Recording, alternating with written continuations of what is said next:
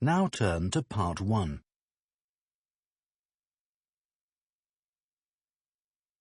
Part 1. You will hear a teaching assistant calling a country park about a school visit. First, you have some time to look at questions 1 to 6.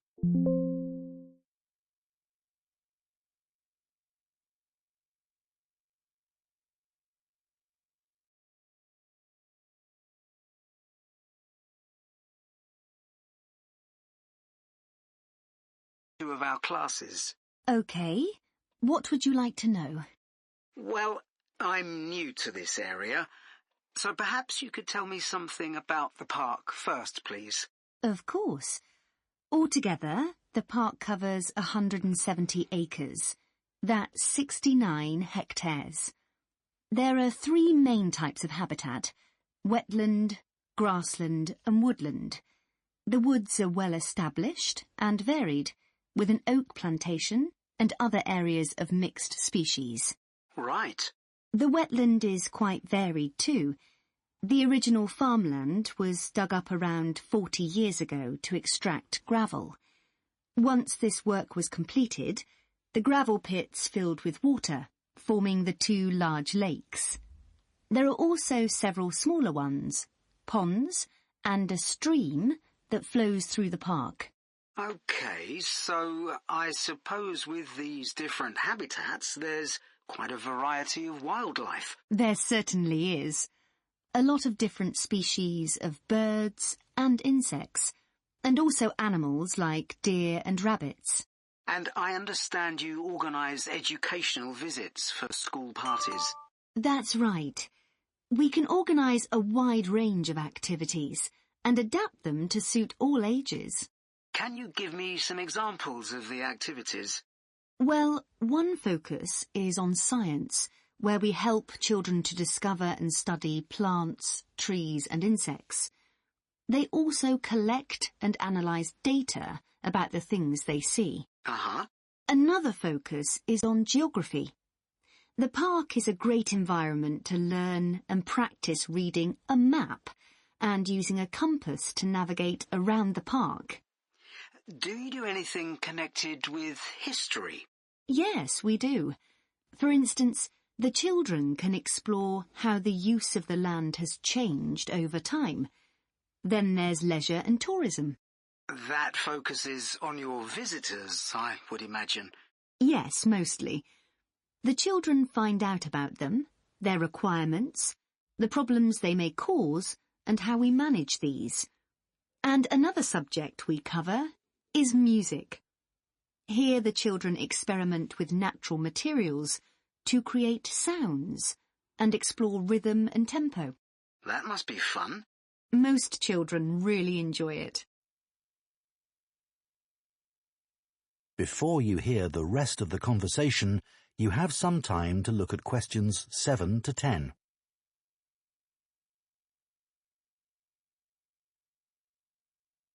Now listen and answer questions 7 to 10. And, of course, all the activities are educational too. Learning outside the classroom encourages children to be creative and to explore and discover for themselves. I would imagine they get a sense of freedom that might not be a normal part of their lives. That's right. And very often, the children discover that they can do things they didn't know they could do, and they develop new skills. This gives them greater self-confidence. It sounds great. So, what about the practical side of it? How much does it cost for a full-day visit? We would expect to bring between 30 and 40 children. If there are over 30, it costs £4.95 for each child who attends on the day. We invoice you afterwards, so you don't pay for children who can't come because of sickness, for example. There's no charge for leaders and other adults, as many as you want to bring. That sounds very fair. Well, thanks for all the information. I'll need to discuss it with my colleagues, and I hope to get back to you soon to make a booking. We'll look forward to hearing from you. Goodbye. Goodbye, and thank you. That is the end of Part 1. You now have 1 minute to check your answers to Part 1.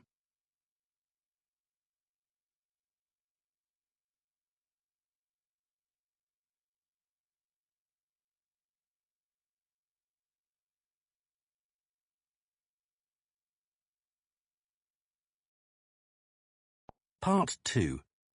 You will hear the chairman of Stanthorpe Twinning Association, which organises the link between Stanthorpe in England and a town in France, talking to members about the year's events. First, you have some time to look at questions 11 to 15.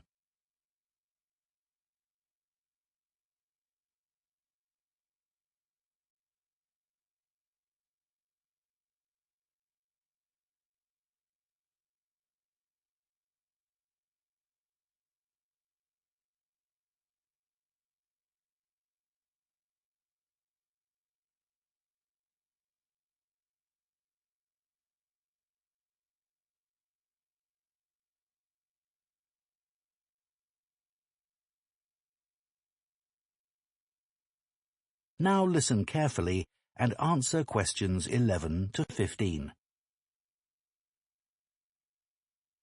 It's great to see so many members of the Twinning Association here tonight. Since the twinning link between our two towns, Stanthorpe here in England and Malat in France, was established, the relationship between the towns has gone from strength to strength. Last month, 25 members of the association from Stanthorpe spent a weekend in Malat. Our hosts had arranged a great programme. We learned how cheese is produced in the region and had the chance to taste the products. The theme park trip had to be cancelled, but we all had a great time on the final boat trip down the river. That was the real highlight. This is a special year for the association because it's 25 years since we were founded. In Malat, they're planning to mark this by building a footbridge in the municipal park. We've been discussing what to do here, and we've decided to plant a poplar tree in the museum gardens. We considered buying a garden seat to put there, but the authorities weren't happy with that idea. In terms of fundraising to support our activities, we've done very well. Our pancake evening was well attended and made record profits. And everyone enjoyed the demonstration of French cookery, which was nearly as successful. Numbers for our film show were limited because of the venue, so we're looking for somewhere bigger next year. We're looking forward to welcoming our French visitors here next week, and I know that many of you here will be hosting individuals or families. The coach from France will arrive at 5 p.m. on Friday. Don't try to do too much that first evening, as they'll be tired, so have dinner in the house or garden rather than eating out. The weather looks as if it'll be okay, so you might like to plan a barbecue. Then the next morning's market day in town, and that's always a good place to stroll round. On Saturday evening, we'll all meet up at the football club, where once again we'll have Toby Sharp and his band performing English and Scottish country songs. Toby will already be well known to many of you, as last year he organised our special quiz night and presented the prizes. Before you hear the rest of the talk, you have some time to look at questions 16 to 20.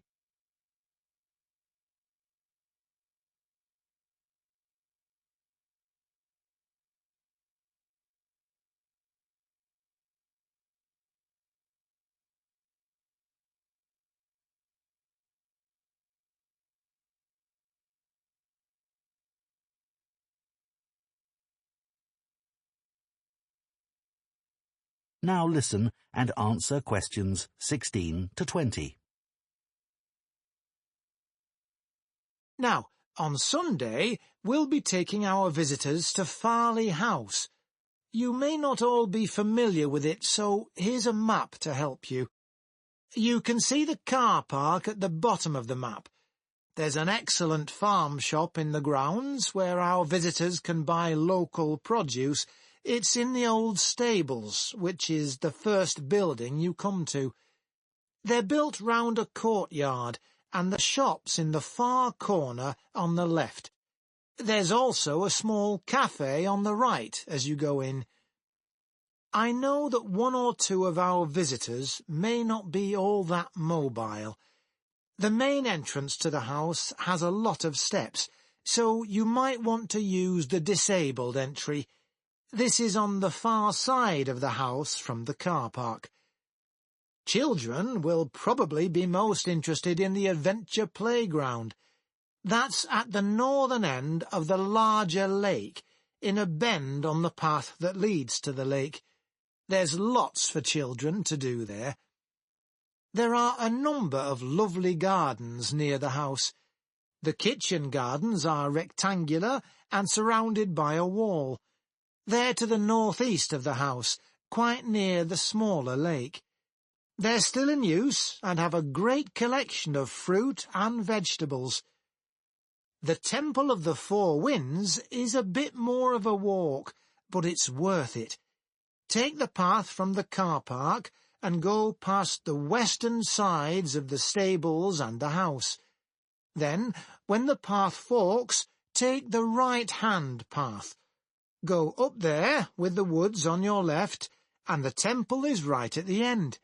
There are great views over the whole area. OK, so That is the end of Part 2. You now have 30 seconds to check your answers to Part 2.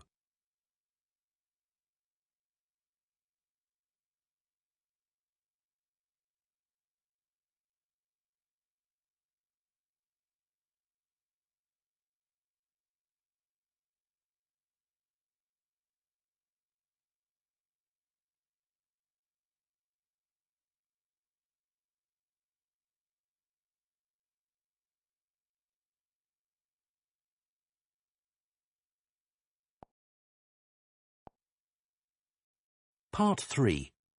You will hear two food science students called Marie and Colin discussing their final year projects. First, you have some time to look at questions 21 to 24.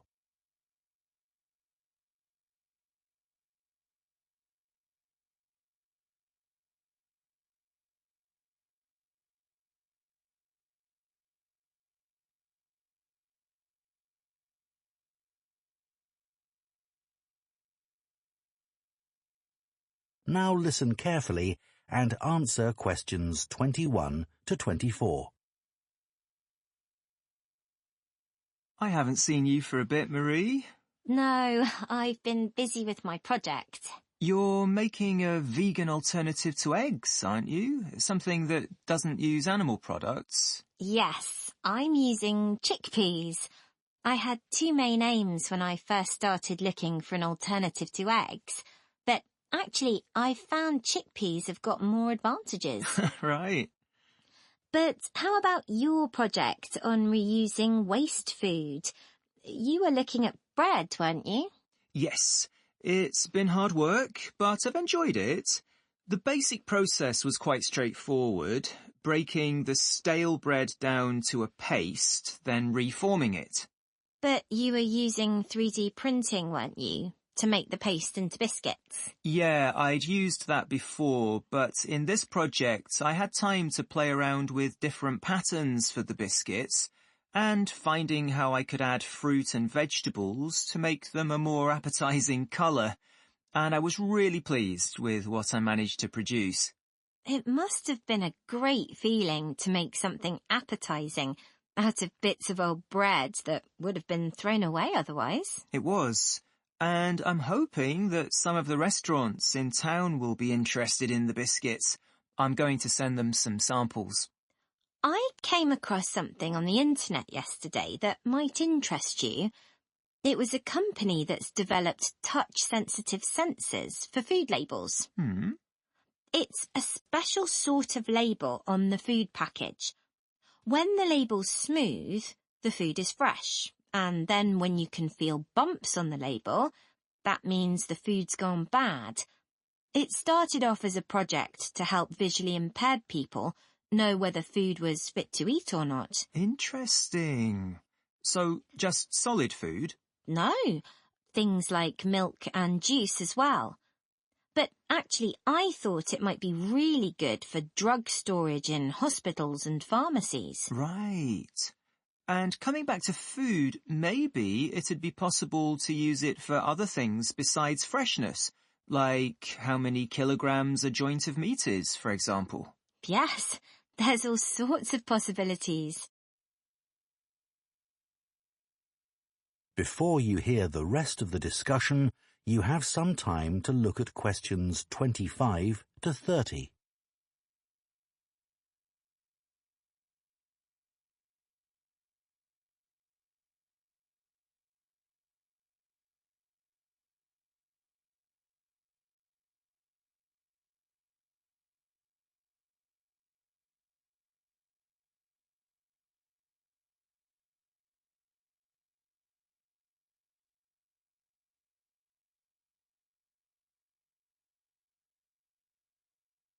Now listen and answer questions 25 to 30. I was reading an article about food trends predicting how eating habits might change in the next few years. Oh, things like more focus on local products. That seems so obvious, but the shops are still full of imported foods. Yes, they need to be more proactive to address that. And somehow motivate consumers to change, yes. One thing everyone's aware of is the need for a reduction in unnecessary packaging. But just about everything you buy in supermarkets is still covered in plastic. The government needs to do something about it. Absolutely. It's got to change. Do you think there'll be more interest in gluten and lactose-free food? For people with allergies or food intolerances? I don't know. Lots of people I know have been buying that type of food for years now. Yes, even if they haven't been diagnosed with an allergy. That's right. One thing I've noticed is the number of branded products related to celebrity chefs. People watch them cooking on TV and then buy things like spice mixes or frozen foods with the chef's name on. I bought something like that once, but I won't again. Yeah, I bought a ready-made spice mix for chicken, which was supposed to be used by a chef I'd seen on television, and it didn't actually taste of anything. Did the article mention ghost kitchens used to produce takeaway food? No, what are they? Well, they might have the name of a restaurant, but actually they're a cooking facility just for delivery meals. The public don't ever go there. But people aren't aware of that. It's all kept very quiet. So people don't realise the food's not actually from the restaurant? Right. Did you know more and more people are using all sorts of different mushrooms now to treat different health concerns? Things like heart problems. They might be taking a big risk there. Yes, it's hard to know which varieties are safe to eat. Anyway, maybe now we should... That is the end of part 3.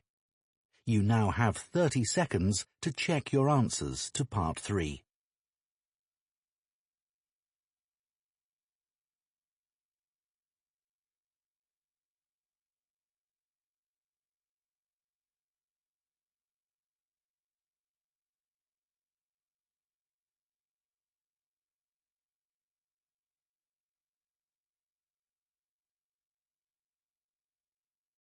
Part 4.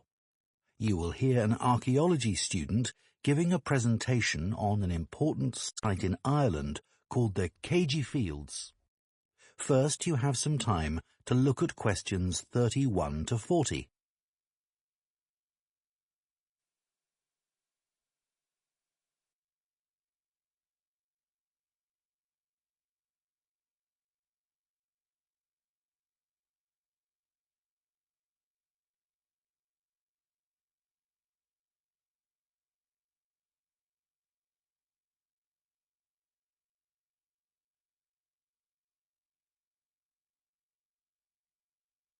Now listen carefully and answer questions 31 to 40. For my presentation today, I'm going to talk about the Kagi Fields in the northwest of Ireland, one of the largest Neolithic sites in the world. I recently visited this site and observed the work that is currently being done by a team of archaeologists there. The site was first discovered in the 1930s by a local teacher, Patrick Caulfield. He noticed that when local people were digging in the bog, they were constantly hitting against what seemed to be rows of stones. He realized that these must be walls, and that they must be thousands of years old for them to predate the bog which subsequently grew over them. He wrote to the National Museum in Dublin to ask them to investigate, but no one took him seriously. It wasn't until 40 years later, when Patrick Caulfield's son, Seamus, who had become an archaeologist by then, began to explore further. He inserted iron probes into the bog to map the formation of the stones, a traditional method which local people had always used for finding fuel buried in the bog for thousands of years. Carbon dating later proved that the site was over 5,000 years old and was the largest Neolithic site in Ireland. Thanks to the bog which covers the area, the remains of the settlement at Kagi Fields, which is over 5,000 years old, are extremely well preserved. A bog is 90% water, its soil so saturated that when the grasses and heathers that grow on its surface die, they don't fully decay but accumulate in layers. Objects remain so well preserved in these conditions because of the acidity of the peat and the deficiency of oxygen. At least 175 days of rain a year are required for this to happen. This part of Ireland gets an average of 225 days.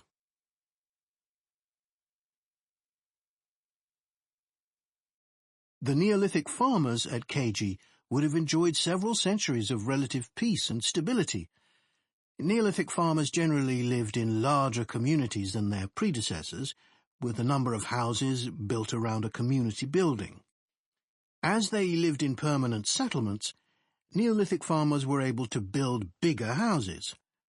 These weren't round, as people often assume, but rectangular, with a small hole in the roof that allowed smoke to escape. This is one of many innovations and indicates that the Neolithic farmers were the first people to cook indoors. Another new technology that Neolithic settlers brought to Ireland was pottery. Fragments of Neolithic pots have been found in Kagi and elsewhere in Ireland. The pots were used for many things, as well as for storing food. Pots were filled with a small amount of fat, and when this was set alight, they served as lamps. It's thought that the Kagi Fields were mainly used as paddocks for animals to graze in. Evidence from the Kagi Fields suggests that each plot of land was of a suitable size to sustain an extended family. They may have used a system of rotational grazing in order to prevent overgrazing and to allow for plant recovery and regrowth. This must have been a year-round activity, as no structures have been found which would have been used to shelter animals in the winter. However, archaeologists believe that this way of life at Kagi ceased abruptly. Why was this? Well, several factors may have contributed to the changing circumstances. The soil would have become less productive and led to the abandonment of farming.